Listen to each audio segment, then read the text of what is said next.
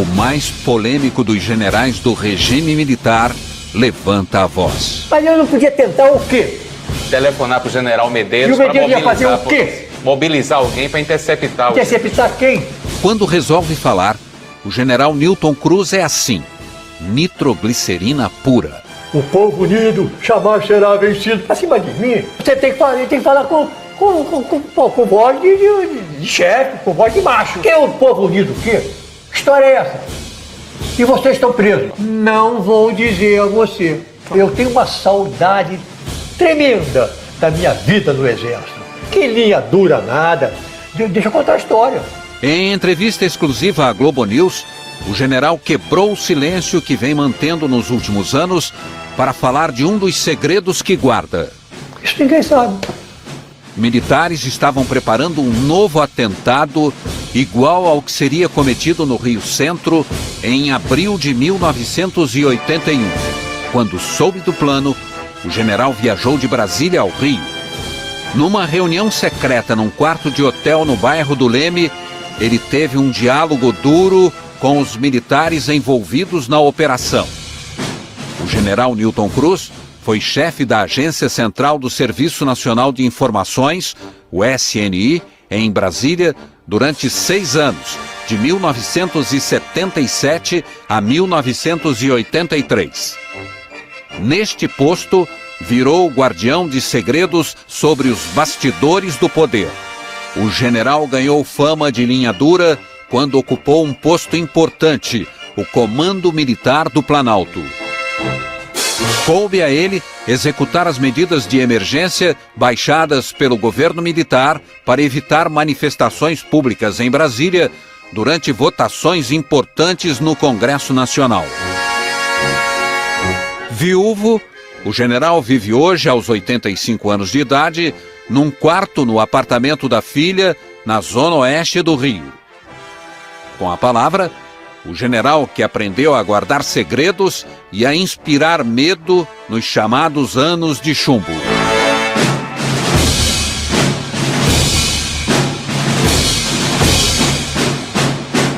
Horas antes do atentado do Rio Centro, o senhor recebeu um telefonema de um militar avisando que uma bomba iria explodir lá. Por que é que o senhor não se dirigiu? Por que é que o senhor não se dirigiu imediatamente ao Rio Centro?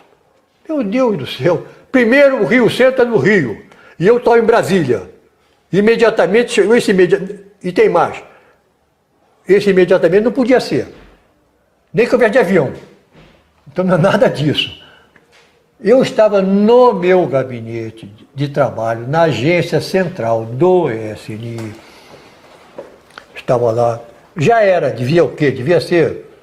Eu ficava até tarde. Eu trabalhava que nem desesperado. Trabalhava de noite e tal. Eu não tirava férias, não fazia nada.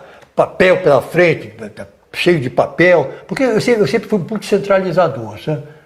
Eu sempre fui responsável, eu pessoalmente, pelas minhas decisões. E também garantir aqueles que cumprem aquilo que eu digo, como eu mando fazer, defendo. Assim aconteceu em toda a minha vida. Mas muito bem, eu estava no meu gabinete, já à noite, quando um oficial meu da agência central chegou aqui, chefe, olha, eu recebi um telefonema lá do Rio de Janeiro, do fulano de tal, que era um analista da nossa agência no Rio de Janeiro e que disse o seguinte, que ele tinha ido até o DOI, lá do Primeiro Exército, ele tinha contato para saber se tinha alguma novidade, não sei mais o que, para saber, para se informar. Nós somos órgãos de informação, era um homem da nossa seção de operações, e chegou lá e se assustou, porque ele viu um grupo reunido lá, cuja ideia era partir para o Rio Centro. Meu Deus, e ele ficou assustado. Aí ele falou, como é isso, não tem mais o quê? Aí ele tentou influenciar, não, mas você não pode fazer uma coisa dessa.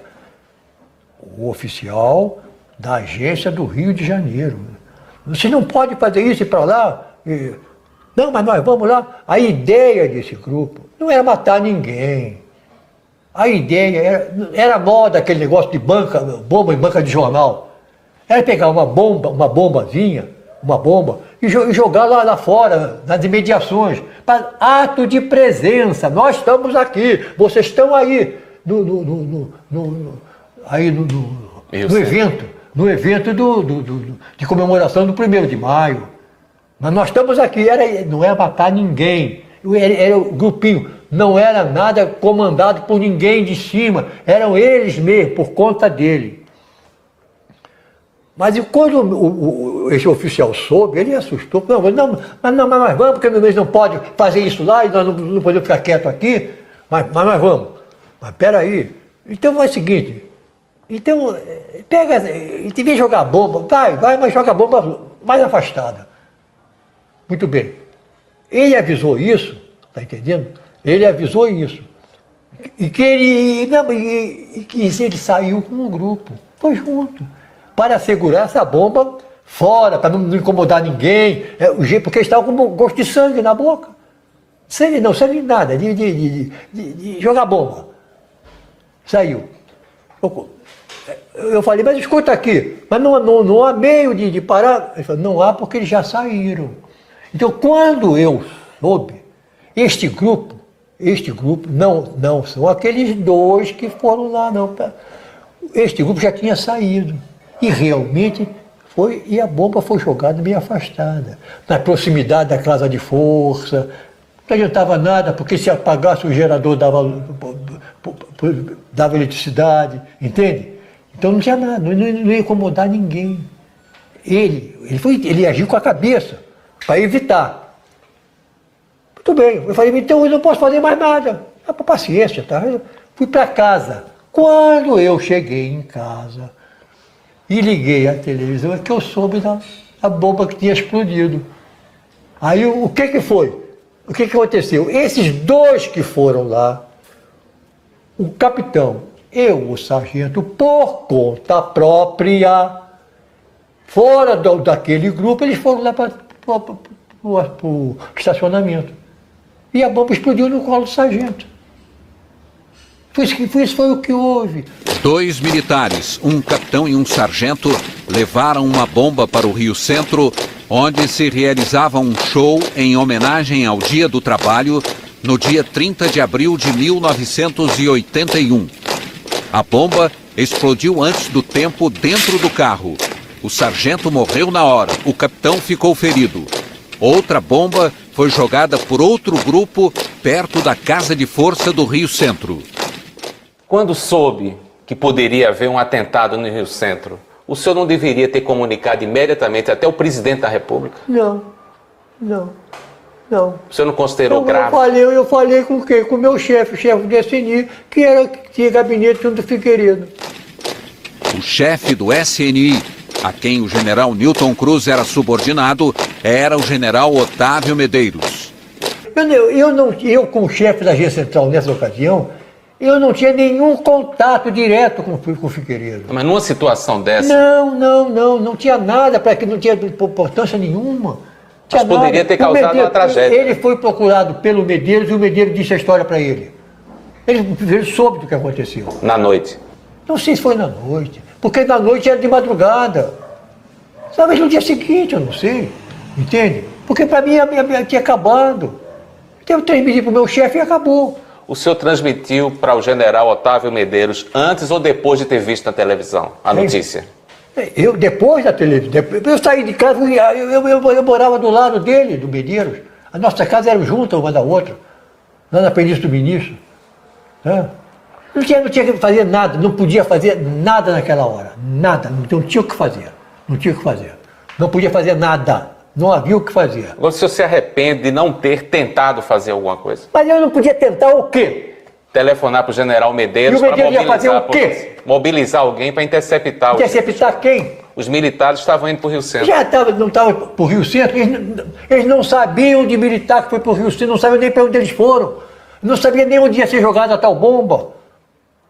Nas proximidades, ninguém sabia onde era. Que história é essa? Não é possível. E nessa ocasião, acho que nem celular havia.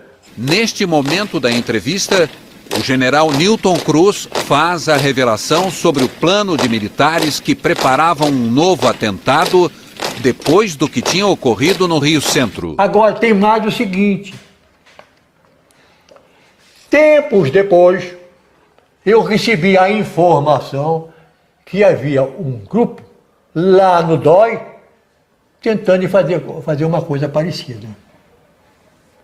Não era problema meu. Eu tinha que só informar. Esse grupo ia fazer algo parecido onde? Não, em algum lugar. De mesma natureza.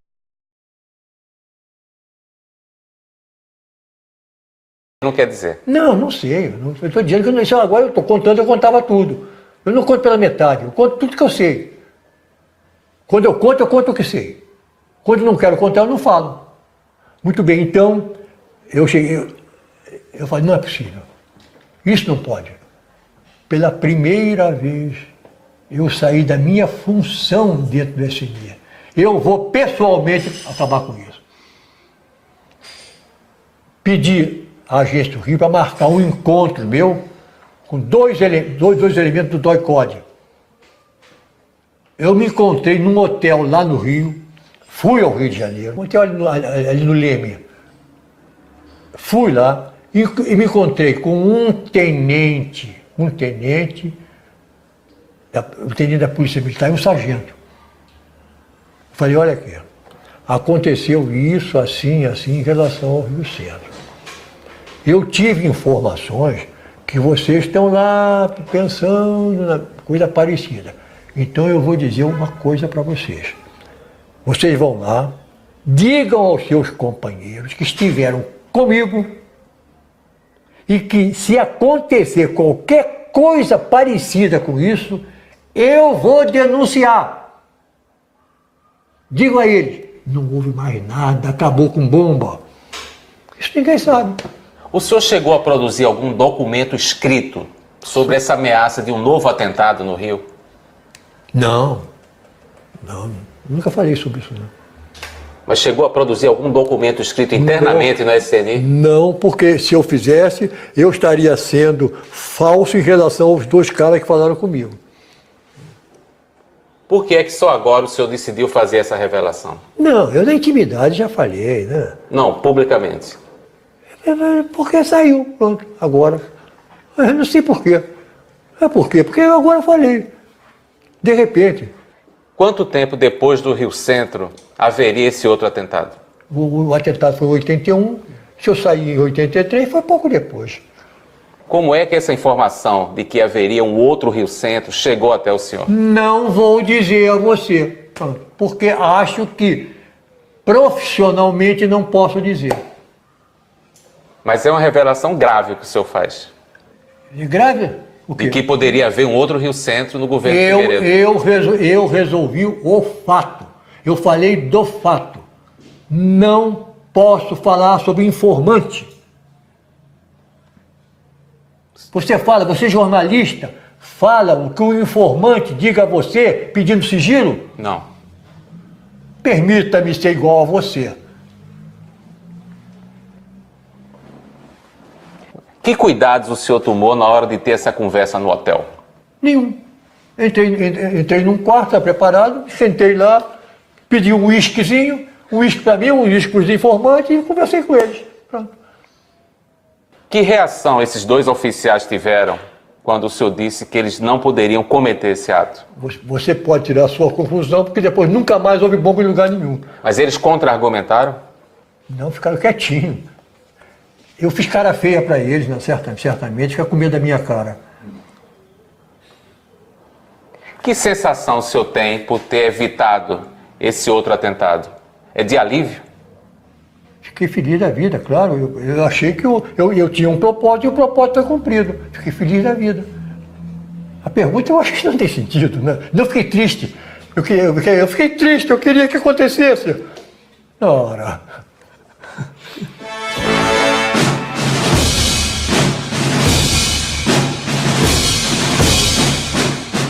O senhor inspirava medo durante o regime militar. General em regime militar existe também para dar medo? Mas se você, espontâneo no seu modo de agir, com isso você inspira algum medo, e o medo facilita o cumprimento da missão, Até é bom. Se a cara feia, somente ela ajudou para cumprir a missão, bendita a cara feia.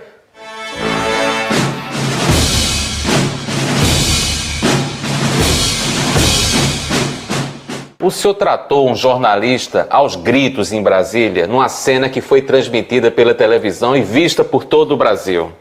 O senhor se arrepende daquele ato?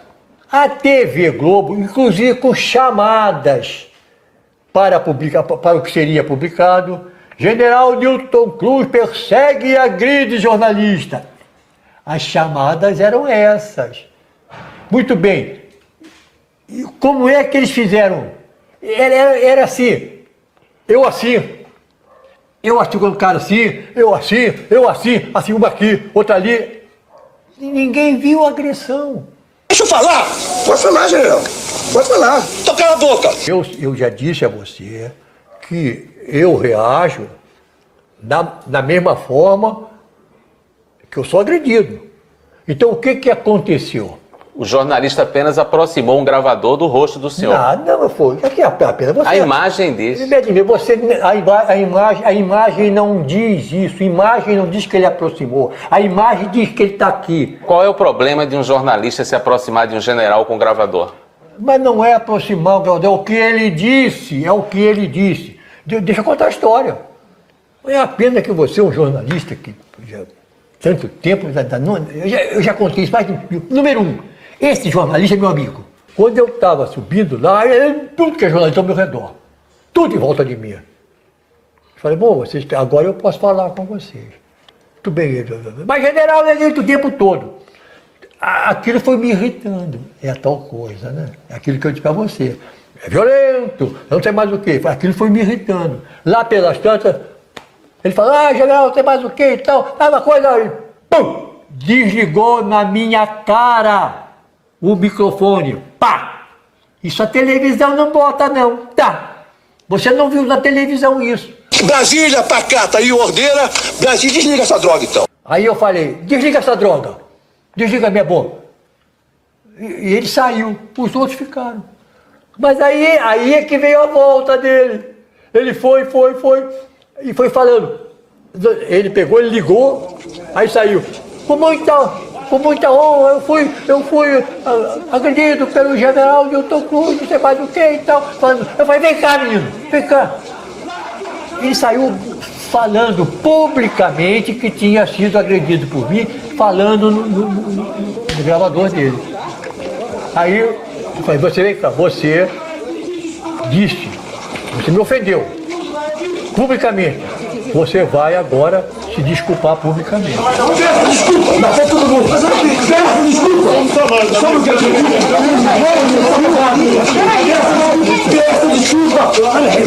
Desculpa. Aí eu peguei por aqui e levei junto da televisão.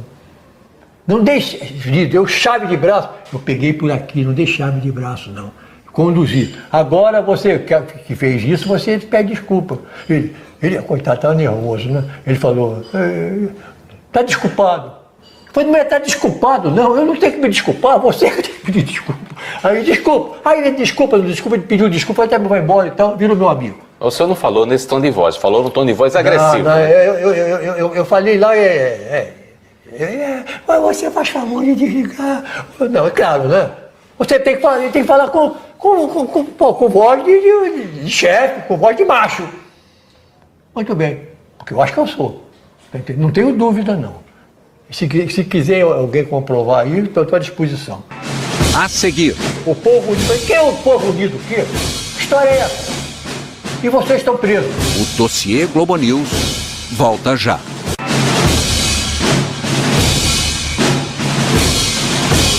Havia o temor de que o senhor, por ser considerado um general de linha dura, poderia comandar uma tentativa de golpe contra a redemocratização na época da eleição de Tancredo Neves. Que fundamentos têm esses boatos? Nenhum. O que saiu nessa época, tudo foi resultado de fofocas de alguns militares que assessoravam o Tancredo no campo militar. Fofocas. Coisa de louco, de louco. Fantasias que fizeram história. História mentirosa. Essa história toda que envolveu golpe na época do Tancredo é falsa. É absolutamente falsa. Falsa. É mentira. Mentira. É gente que diz, o outro repete, o outro repete, o outro repete e pronto, se fez história. Assim é que se fez. Não tinha nada contra ele, Tancredo. Nada. Nada. Eu quero saber, apareceu algum general, algum coronel, algum tenente-coronel, algum major, isso, algum oficial, apareceu algum sargento, apareceu algum cabo, apareceu até um soldado recruta que tivesse feito declaração de estar incluído num plano de golpe comigo?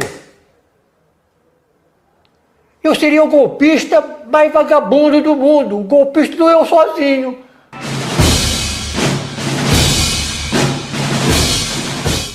O que causou uma má impressão do senhor em Tancredo Neves foi a atuação que o senhor teve em Brasília na aplicação das medidas de emergência durante a votação da emenda das diretas.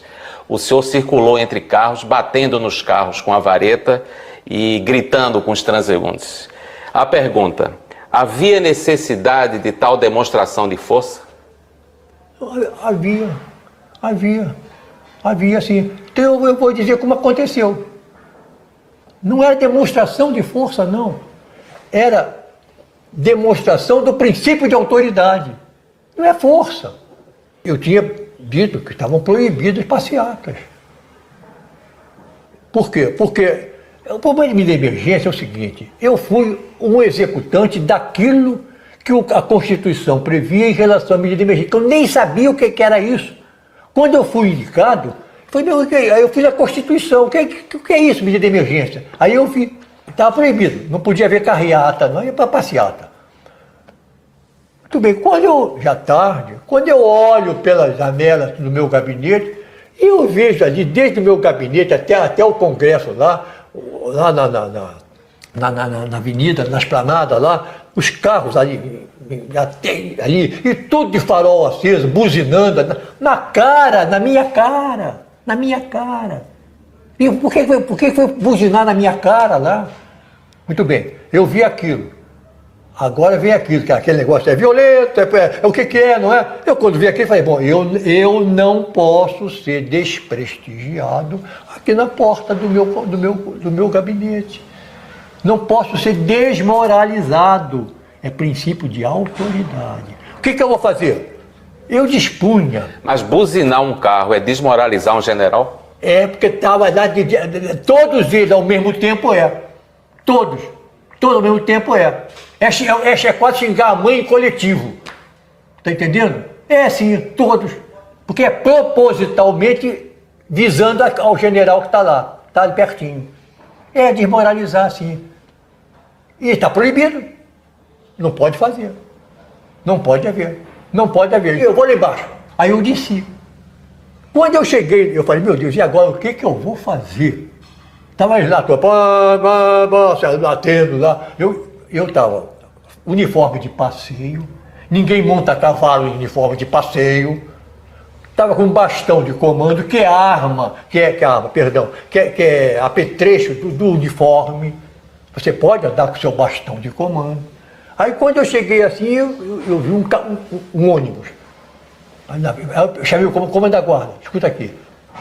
Pega esse ônibus, põe atravessado na frente desses carros. Aí eu, sozinho, me posicionei, fardado, com bastão de comando, uniforme de passeio, à frente da carreata. Quando eu me posicionei, eles viram o general. Eles viram. Aqueles carros na frente já não buzinaram mais e apagaram o farol. E falei, vai dar certo. Aí eu fui andando. Eu fiz uma coisa que era desnecessária.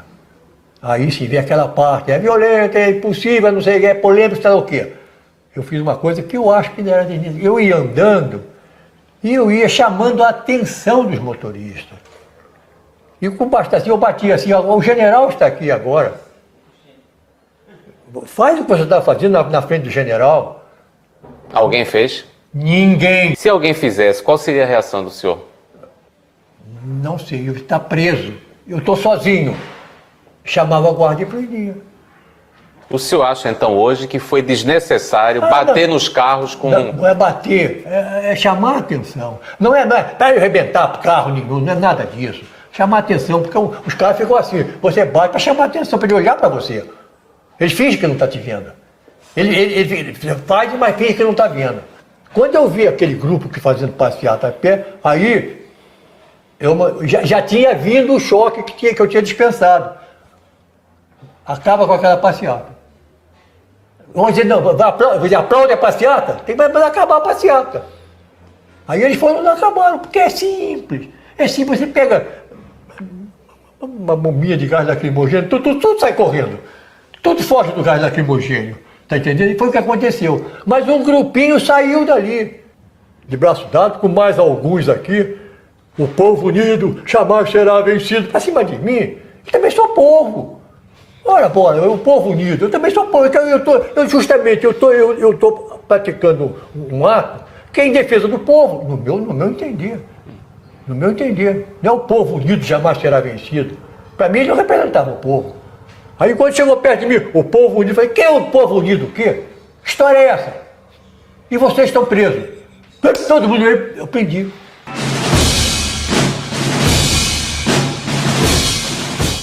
O presidente eleito Tancredo Neves, que temia que os seus arroubos atrapalhassem o processo de transição democrática, disse a um ministro que considerava o senhor inteligente, corajoso, mas destemperado. O senhor concorda com qual desses adjetivos? Vamos ver. Inteligente, não vou falar sobre isso. Apenas eu também não posso deixar de dizer que quando a gente termina o curso da Escola de Estado Maior, há um conceito que a escola dá sobre o oficial que terminou o curso, sobre vários aspectos. E lá tem inteligência. Diz lá que eu tenho inteligência excepcional. Modestamente, eu acho que eles exageraram. Bem, inteligente. Muita gente diz sobre mim isso, mas tanta gente diz que eu usei a minha inteligência para o mal, que ter uma inteligência assim não é ter inteligência. Ter inteligência do jeito que diz é ser burro. Corajoso, eu acho que eu sou. Por exemplo, sou corajoso. Eu estou com 85 anos. Não tenho medo de morrer. Sou corajoso. Acho que eu posso morrer daqui a alguns dias.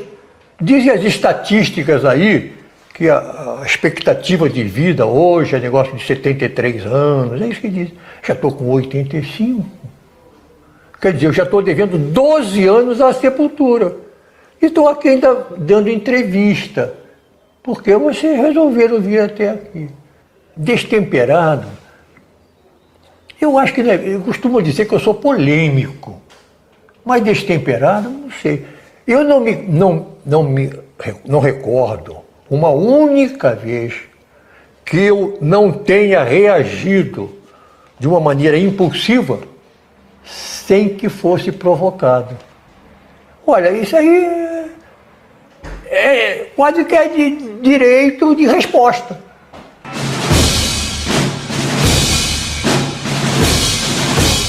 Quem era, na avaliação do senhor, o inimigo número 1 do regime militar de 64?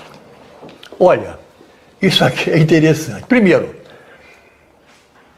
você falou em regime militar. Está sendo bondoso, pelo que dizem hoje.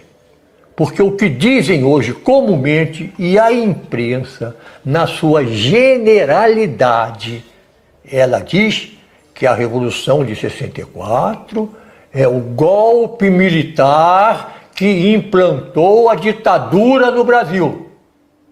É o que hoje comumente diz. Muito bem.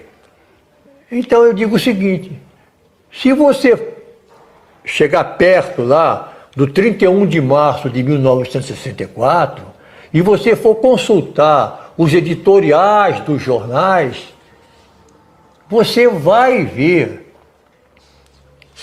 a imprensa, na sua generalidade, aplaudindo de maneira entusiástica a Revolução de 64. Sob que enfoques? Recuperação da disciplina nas Forças Armadas, reposição da democracia no Brasil. Eram enfoques.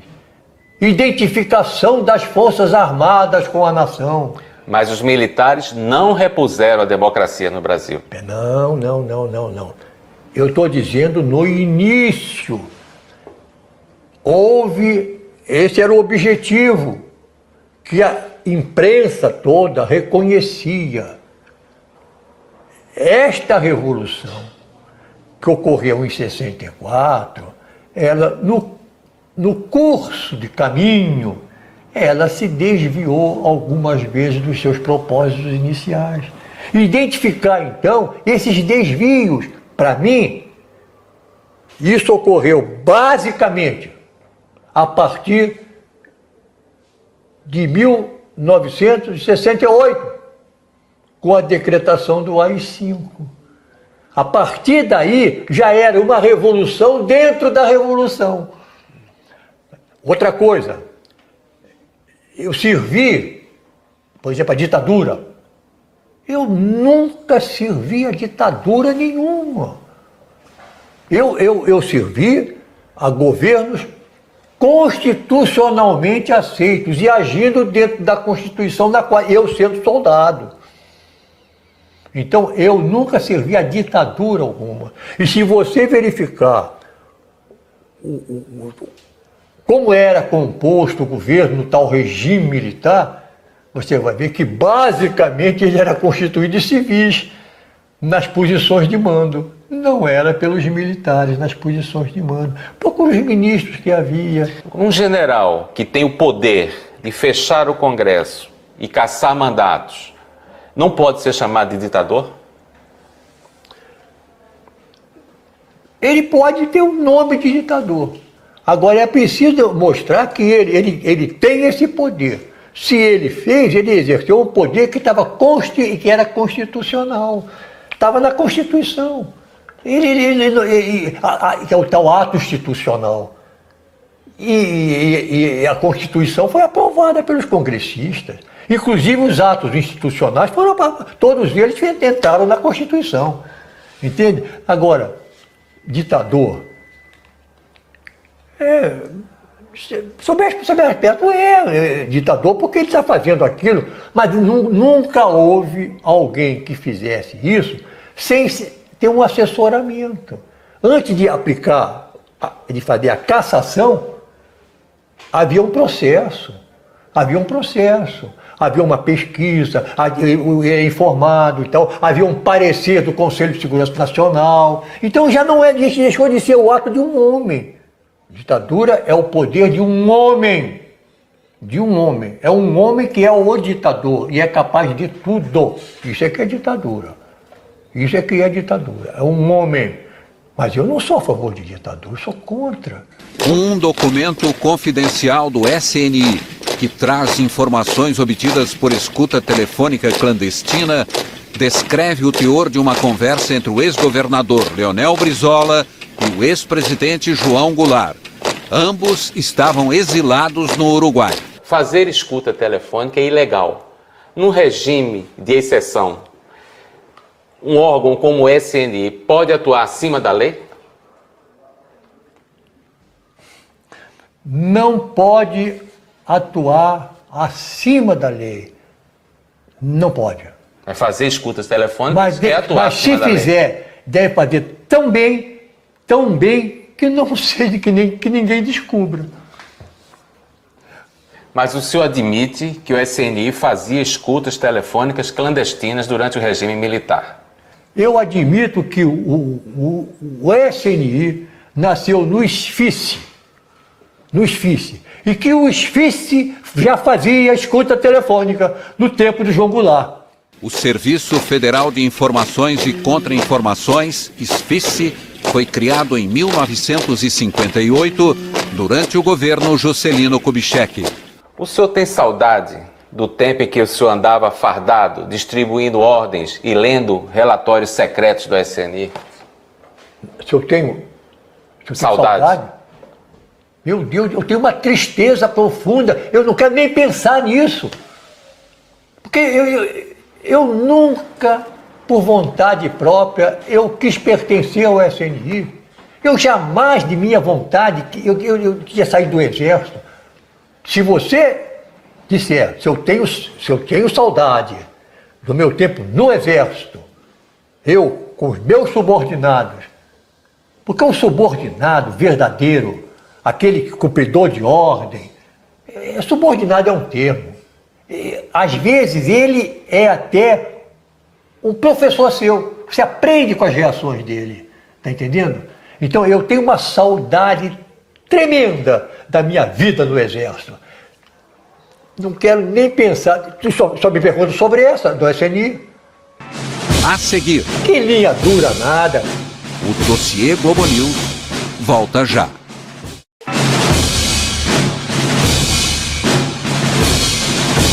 O senhor é unanimemente tido como um militar linha dura. O senhor se considera? Olha, linha dura? Precisavam de um linha dura. Fizeram de mim a linha dura que eles queriam. Porque, na verdade, o que existiu muito nesse país, que linha dura nada, a linha dura que existiu, aqueles radicais de direita, que agiram com radicalismo, esses foram eles praticamente os maiores inimigos daquela revolução com os propósitos que ela tinha em 64.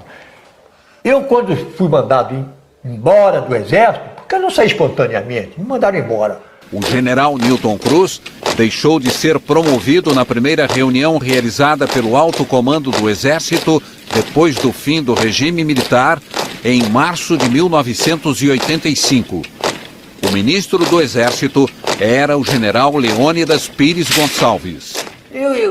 Isso aí foi o maior golpe que eu recebi na minha vida, porque me roubaram o bem mais precioso que eu tinha, a minha carreira militar.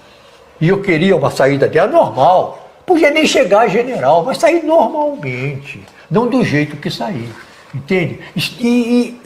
Olha, normalmente, eu saí desnecessariamente, porque nem precisavam me mandar embora naquela ocasião. O alto comando que decidiu nem precisava mandar embora.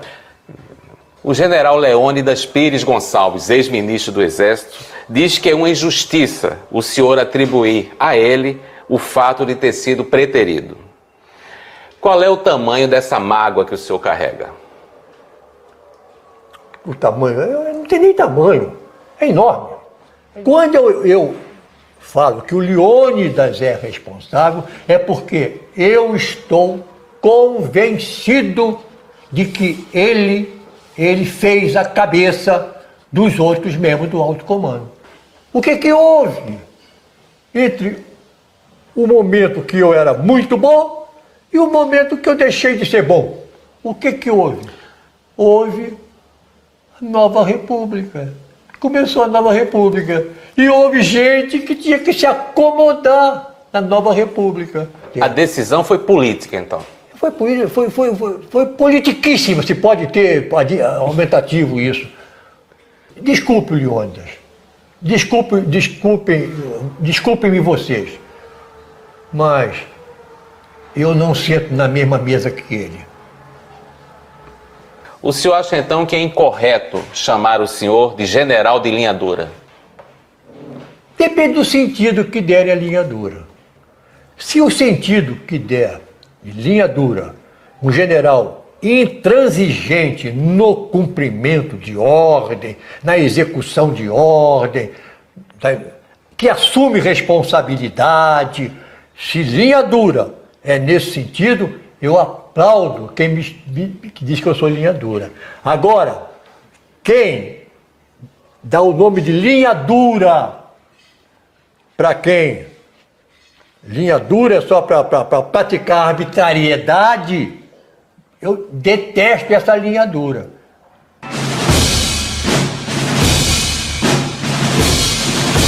Por que exatamente o senhor se considera o bode expiatório do regime de 64? Não é querer se fazer de vítima também? Não, não. Eu sou bode expiatório, por quê? Porque eu fui consagrado bode expiatório para todo mundo. Para todo mundo. Pode me mandar embora e no momento que eu... Quem diz, por exemplo, que eu sou bode expiatório é até jornalista. Que eu em cima de mim, recaiu tudo para livrar os outros militares de coisas a respeito dele. Porque eu sou bode expiatório. Será que há alguma dúvida? Será que por toda a campanha que foi feita contra mim, e somente contra mim, bode expiatório. Agora, veja bem, bode expiatório da Revolução, eu falo, da que fizeram e não era que eu quis fazer. Porque a que eu quis fazer não era a que fizeram. O que a linha dura ajudou a fazer depois. Bode expiatório dessa revolução, eu falo, Revolução de 64, não sei se não é bem assim. Revolução da fase negativa, bode expiatório da fase negativa dessa revolução. Pouco antes de ser assassinado em circunstâncias jamais esclarecidas, o jornalista Alexandre von Baumgarten, que recebia verbas do SNI para publicar reportagens favoráveis ao governo militar, deixou um dossiê em que dizia que o SNI queria eliminá-lo. O general Newton Cruz foi absolvido por unanimidade da acusação de ter tramado a morte do jornalista. Quem matou o jornalista Baumgarten? Quem matou? Bem, o que eu, primeiro, não investiguei, mas recebi informações de informantes. E como foi informante e eu recebi essas informações, sendo chefe da agência central do SNI, eu estou impossibilitado de dizer quem eu acho que foi pelas informações que recebi. Mas o senhor imagina, tem um nome. Imagino. Por que o senhor não revela esse nome? Já que o senhor foi acusado. Mesmo que se eu fosse condenado, eu não revelaria. Eu respeito compromisso moral muito mais do que compromisso legal. Era um militar? E agora você já está querendo... Daqui a pouco eu vou dizer, é violento, não sei mais o quê. O senhor pode dizer se esse nome é de um militar ou não? Não, não posso dizer. Talvez, quem sabe, haja militares e civis envolvidos.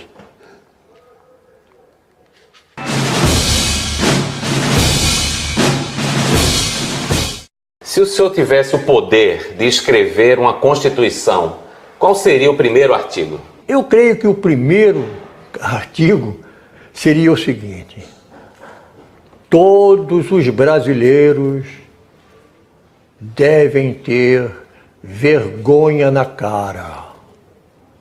O primeiro requisito para que se tenha vergonha na cara é não ofender outras pessoas quando não se tem prova.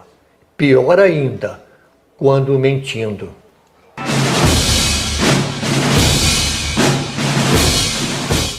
O que foi exatamente que o então candidato à presidência Paulo Maluf disse ao senhor sobre o candidato Tancredo Neves no encontro que ele teve com o senhor em Brasília?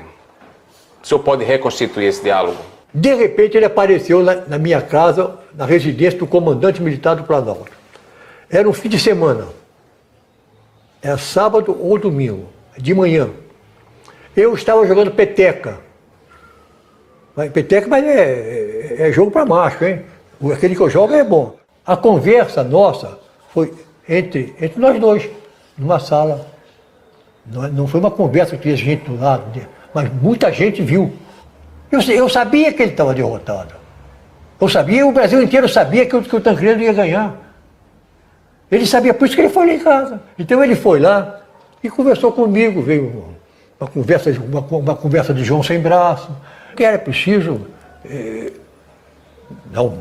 fazer alguma coisa para evitar que ele tomasse posse. Isso, ele dava a entender que tinha que dar sumiço. Ele não falou. Tá, deu a entender.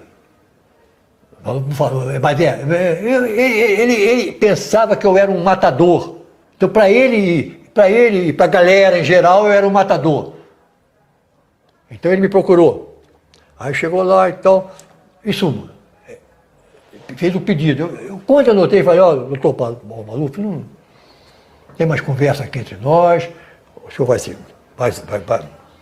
retirar, acabou e tal, eu levei e ele saiu. Ele pediu a morte do Tancredo Neves. Isso efetivamente foi o que ele pediu. Quando eu falei a primeira vez nesse assunto, eu não falei isso. O deputado Paulo Maluf processou o general Newton Cruz, que havia afirmado que ele pedira um ato de força para evitar a eleição de Tancredo Neves. O senhor acha que o Brasil corre o risco de viver de novo uma época em que os jornalistas não podiam fazer perguntas, como eu faço agora ao senhor como general? Por pensar hoje em golpe, antes era estupidez, mas não era reconhecido como estupidez, porque podia acontecer. Agora é estupidez que não pode acontecer.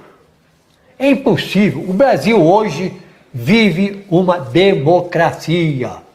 Com os jornalistas que nós temos hoje, querer botar mordaça nesses jornalistas, olha, nem com o pitbull lá na frente, não põe, não adianta.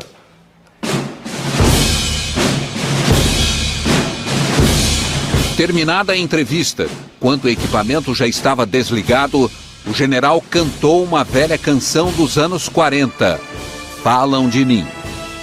Um dia depois, procurado por telefone para checagem de informações, ele teve um gesto surpreendente. Disse que iria cantar de novo e queria que a performance fosse gravada. E você pode botar que você telefonou para mim pedindo esclarecimentos maiores. E que foi lembrado por você que na saída, em tom de brincadeira, eu tinha lembrado a você uma musiquinha antiga do cancioneiro popular. E você, agora na conversa que estamos tendo agora, eu pedi para você gravar. Falam de mim, mas quem fala não tem razão. Um rapaz é um erro, eu devia dizer, um velho que nem eu não merece tanta ingratidão. Falam de mim, mas quem fala não tem razão.